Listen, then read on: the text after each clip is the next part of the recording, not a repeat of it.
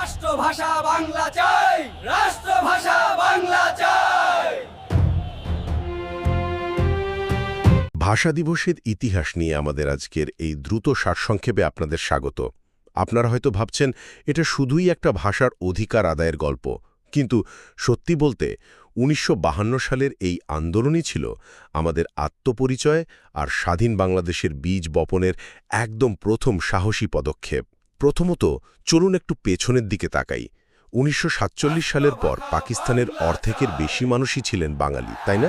অথচ একটু ভাবুন তো, তাদের ভাষাকে পুরোপুরি বাদ দিয়ে হুট করে ঘোষণা দেওয়া হলো শুধুমাত্র উর্দুই হবে রাষ্ট্রভাষা।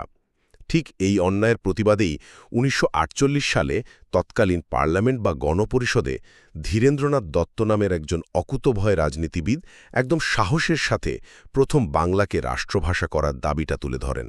দ্বিতীয়ত, মানুষের এই পুঞ্জীভূত ক্ষোভ চূড়ান্ত রূপ নেয় ১৯৫২ সালের ২১শে ফেব্রুয়ারি।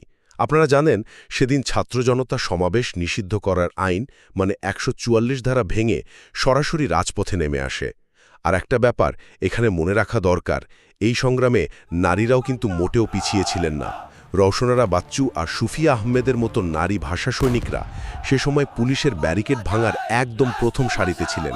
এর পরের ইতিহাসটা বেশ করুণ। পুলিশের নির্মম গুলিতে সেদিন রাজপথেই শহীদ হন সালাম, বরকত, রফিক, জব্বারের মতো আরও অনেক সাহসী প্রাণ। পরিশেষে চলুন দেখি এই বিশাল আত্মত্যাগের চূড়ান্ত ফলাফল কি দাঁড়ালো।